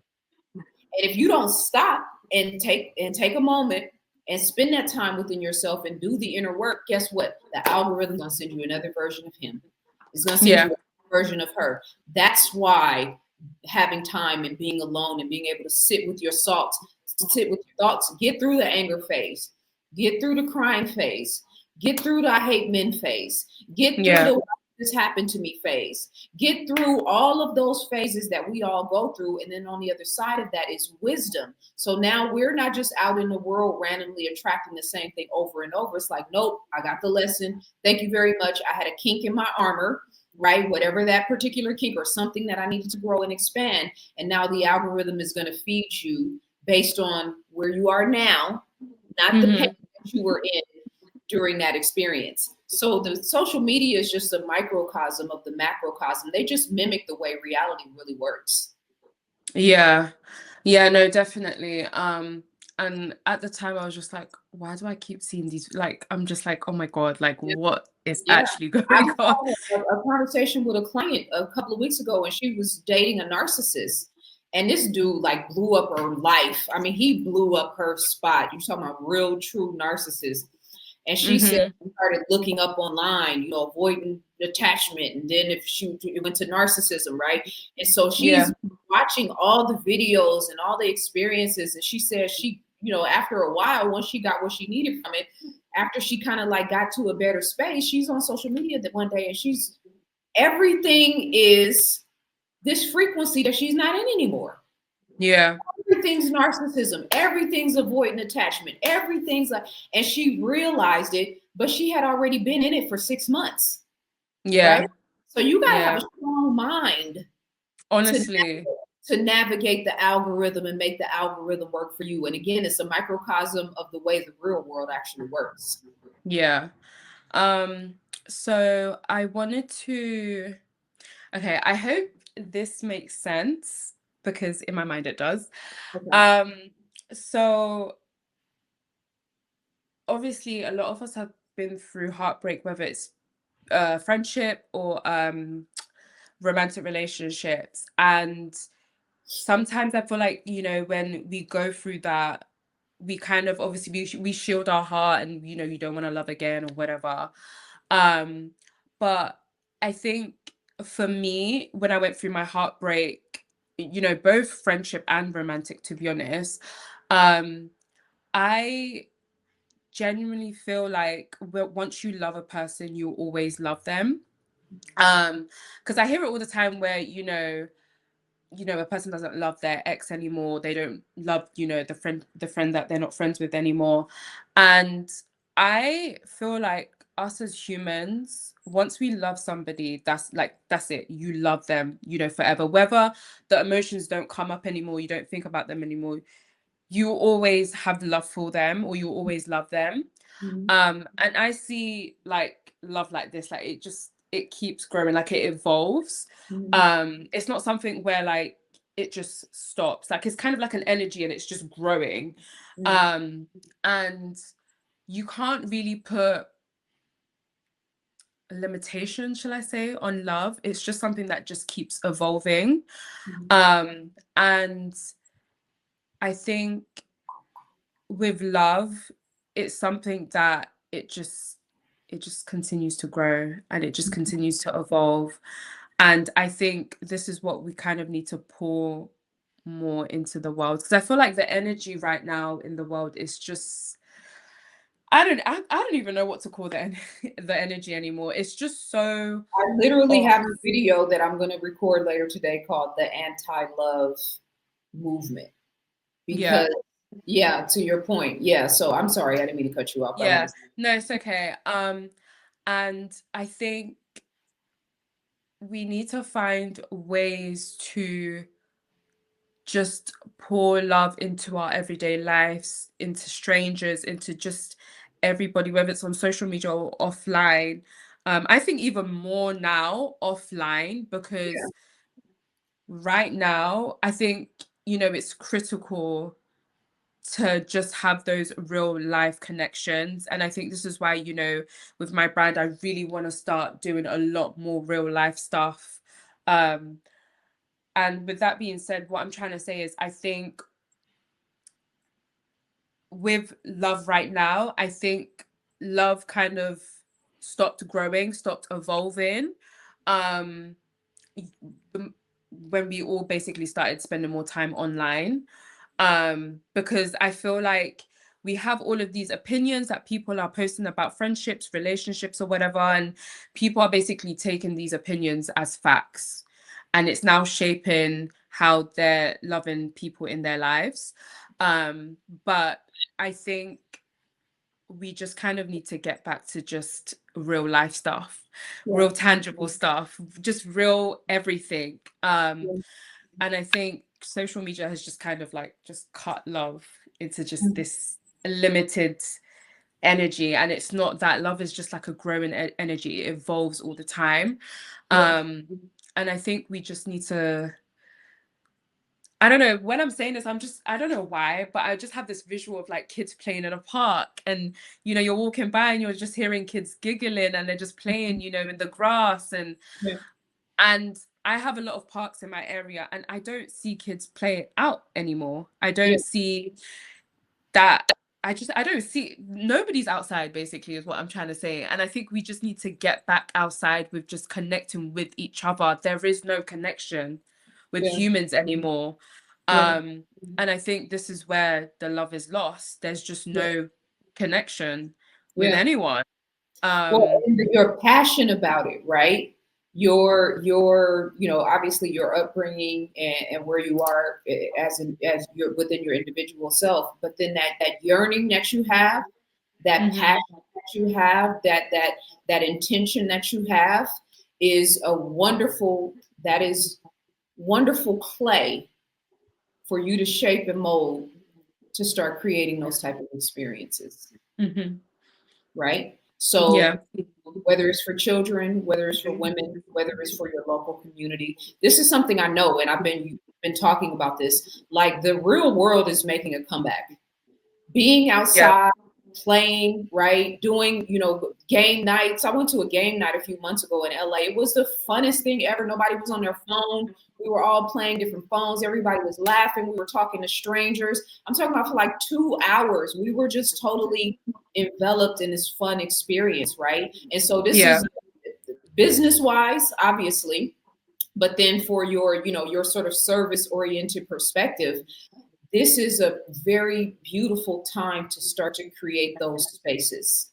And Yeah. so for me, with how, and maybe eventually I'll come out and be a part of one of those experiences there you guys have. But for me, when I do my events, and I've done a couple of events here in LA, but I'm very conscientious when I start doing my events again, I'm going to take them to another level because yes, I do my presentations and yes, I do my thing, but I also know how important it is for people to come together and just be amongst each other and to talk and to share energy and to share space. So Mhm.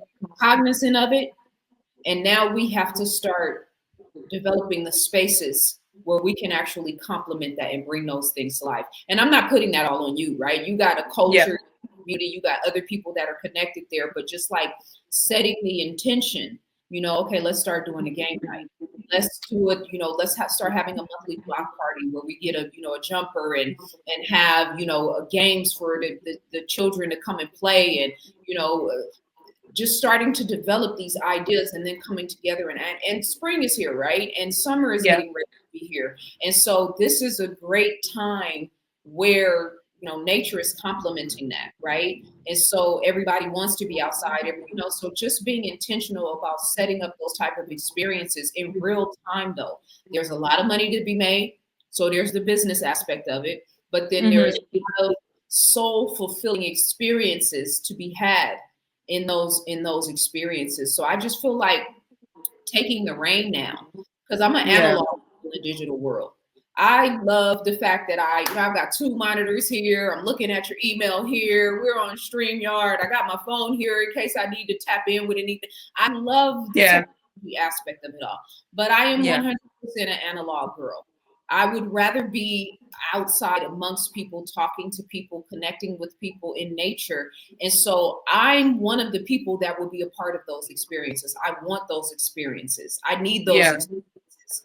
I was Yeah. reading an article just the other day. I've talked about this several times, but I was reading an article about it, which just sort of doubled down about the record, the vinyl records, that industry. They did like $3 billion last year. 3 billion with a B. We're talking about vinyl records, okay? Oh my God, they're taking a comeback. We skip CDs, okay? And and tape cassettes and went back That's to crazy. vinyls. So now if That's you go so on Amazon crazy. and you search vinyl record players, a Mm-hmm. 100 different types of new modern age, some of them more antiquated, some of them newer, but there's like this Yeah. whole new fly world of vinyl record players. Okay. It's like a collector's thing now where people who are really in vinyl records will travel around the world to get vinyl records, especially if it's one that they can't find anywhere, right? So again, I'm an analog girl in a digital world. I can do both. Yeah. I Yeah. want to buy up to date Bluetooth oriented record player, right? Just in case I wanted to connect it to my phone and go outside or something. But I also want to Yeah. be able to play it where it doesn't have anything to do with any technology, right? Yeah. So this is us going back to some basics, but not basics like base, life for dummies or 101. No, I'm talking about the things. What do human beings need? Physical touch. We need Yeah. play. We need laughter. We need sunshine. We need connectivity, right? We need spaces that make us feel valued. You know how they have sip and paint? That thing? I Yeah. saw a promo for Soul and Sip where this lady brings people together and teaches them how to Mm-hmm. sew.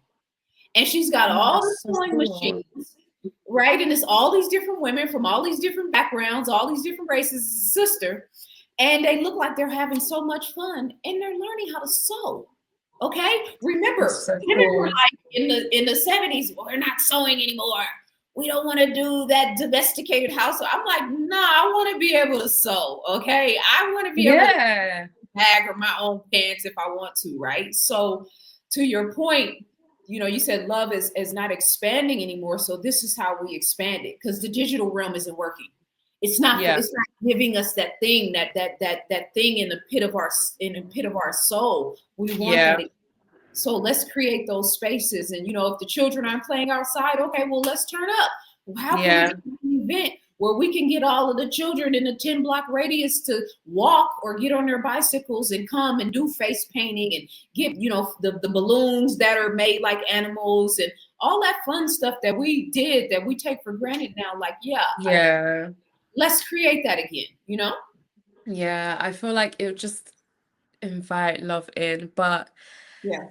when you mentioned the sip and paint, um, I just literally got an idea in my head where, not an idea, but like a thought of connected. I feel like love is connected to creativity and creativity is connected to God. Yes. Um, and I feel like the more love you have in your life, the more loving you are, the more creative you are, and the Yeah. more you're connected to God. Yeah. And I think, And the more creativity you have and express, the more love you feel, the more you feel yeah, connected to God. Okay, yeah, yes. yeah, you Hmm. could, yeah. And I think we also need to kind of get back to that because I think, I don't know, there's just something about just being creative, just, I don't know, I feel like it just opens up doors for you in life. It doesn't even need to be like anything connected to money or just opportunity, just in general, it just opens up so many doors for you. And, as humans, I feel like just creativity is just important in life. Hmm. Um, and love is definitely, definitely connected to creativity.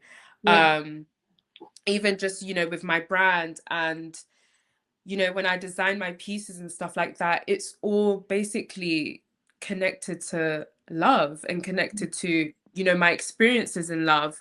When you create, you're in a zone. Yeah, Yeah. I'm in my zone. So like when I'm in my zone, I'm like I've got like, you know, my Spotify playlist there. Hmm. And I don't know what it's called, well, I don't know how to pronounce it, but basically when I listen to music, I see color. I Okay. see different shades of colors.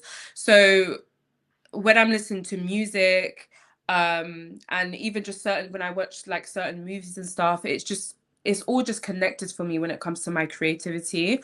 Hmm. And also like when I'm in love, like my creativity just heightens. Like Yeah. in my Same. last relationship, this brand was born in that relationship. So it's like Mhm. love is just it's just connected to everything, and I just wish people knew this. Like if they just allow more love, you know, in their lives, Yeah. it can literally change your life. And And so I look, think, here's another way to say that, right? Because yeah. sometimes the word love falls short on people's ears, right? They can't, Hmm. it doesn't have the punch because, like I said, a lot of people have never their concept of love is not healthy, or it's like a surface level, like, well, okay, yeah, that sounds good, but let me get this money, right? Or whatever, right? So Yeah. I got jokes, but so that's why I'm always emphasizing the creativity and the passion, right? Because if you go into a zone, just like I know when I go into the zone, Ancient People, my most recent book, was absolutely a love. It was a love affair. It was a love offering. It was a labor of love. Every ounce, every fabric of that book embodied love, from the cultures that I represented to those historical figures that I was highlighting, to the design element, to the trial and error of, starting with this book. And now I finally, the whole phase that's taken 3 years to get it perfected was a labor of love, right? And when I was able to only focus in and be in my zone, that feeling is unmatched. And Yeah. well, I say unmatched, but when I had my son and when I was in love. And when I say in love, I mean healthy, high Yeah. vibrational love, right? Not busting the windows out your car, but the beautiful, right, part of love, and being in love, and how that can, bring you to your highest heights, so to speak. And so I always emphasize creativity because that's something everybody can understand, right? That's Hmm. what everybody can relate to. They may not be able to relate to the male female dichotomy of love. They may not have had their parents' love, right? They may be bitter and brokenhearted about what's happening in the world. But if you give them a blank canvas and a paintbrush, right? Or you Yeah. give them, a foam board and a bunch of magazines and access to a printer, and have and create a vision board, right? Or do it yourself projects, where you are, building a piece of furniture, or fixing something in your house, or bringing something to life, beautifying something. I think there is something that brings you so close to God when you beautify environments. It's one of the reasons why I love interior design. It's one of the reasons why I love nature, because it's just like God took a paintbrush and was just like, Yeah. color every color bird, every Yeah. color flower, the palm trees, sequoia trees, mountains, beach, billions of grains of sand. Why not? Right? Just like Yeah. this immense abundance and colors and textures and creativity. It's so creative. It's so Yeah. creative. Right. And so I think emphasizing that creativity, find a passion. Well, I don't know what my passion is. Okay, then that's your work. Mm. Figuring out what your passion is, right? Yeah. And so I tell clients, I used to go in Barnes and Nobles, and remember when Barnes and Nobles had, I assume it's like that for you guys too, where it has huge magazines. The rack would, like, I mean, so many magazines, you never would even think there's this many magazines. They got everything from home and garden to architecture to hip hop to gossip and entertainment to sports to cars to homes, right? Like anything you can think of, there's a thing in this magazine section. Okay, Yeah. so find your magazine that speaks to you. right? You like doing hair? There's a magazine that's going to show you all of the flyest hair braids from all over the world. Get a Yeah. subscription. Have the magazine come to your house every month, right? I was in love with Architectural Digest. The magazine's like $13 now, right? I had a subscription. I love architecture. I love design. Yes, send me the magazines. Let me see the new, furniture and the new styles and the modern deco, and I'll pour yourself into something that makes you feel alive. So I think Yeah. emphasizing that creativity element is a way to sort of like foster and nurture that love frequency that you're talking about beyond just physical relationships or human relationships. Yeah, definitely. Um, that is all the questions that I wanted to ask. And Okay. this has been an amazing discussion, should I say? Yeah. Um, and honestly, it's been an honor to be able to actually speak to you and, you know, have your view on love and just basically discuss on like, modern dating and just modern friendships as well, but also modern love. Yeah. And I really, really hope this just kind of reaches, the right target audience because I feel like a lot of women need to hear this. And I feel like, what I'm doing is basically trying to kind of support and help women, shall I say, especially young girls as well. So Mhm. I really, really hope this hits them. But I would really, You will. really like for you to share, some of your work and what you have up and coming. Because you never know, I might have some people from London going to LA soon. So you just never know. Yes. But I really want you to share, with my audience, your books, and just everything you have going on because I feel like a lot of them need to hear this. Guys, like she has so many books. Like, yeah, thank you so much for the discussion. Yes. um and also sharing your perspective on love, Yeah. and also on other subjects. I know we kind of steered away, but I guess it just all kind of just comes together anyways. Yeah. But I want you to share with my audience, your books. I'm a big fan of your books. Obviously, I've got one here. Yes. Um, but I think the most important one is the keys to womanhood. I think a lot Yeah. of women should definitely get that. But let me stop talking and I'm gonna let you have the stage. So first, thank you so much for having me. Thank you for your beautiful spirit.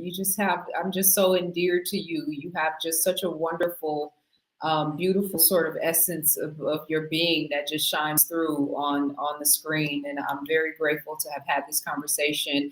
And I know I'm going to speak it into existence that I will come to London and that you guys will be able to host me. And maybe we'll do an event and then we can do an event for girls and for women.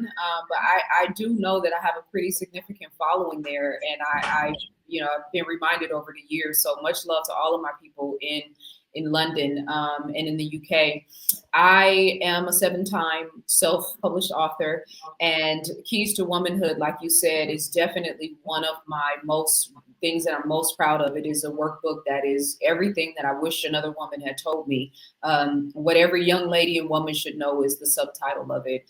And so that, as well as my latest book, Ancient People, a social studies and history textbook, because along with everything we've talked about, I'm also an avid lover of history and, dare I say, historian myself. And so it was important to me, just the same way it's important for me to shine a light on what womanhood, is and what we should, construct it to be.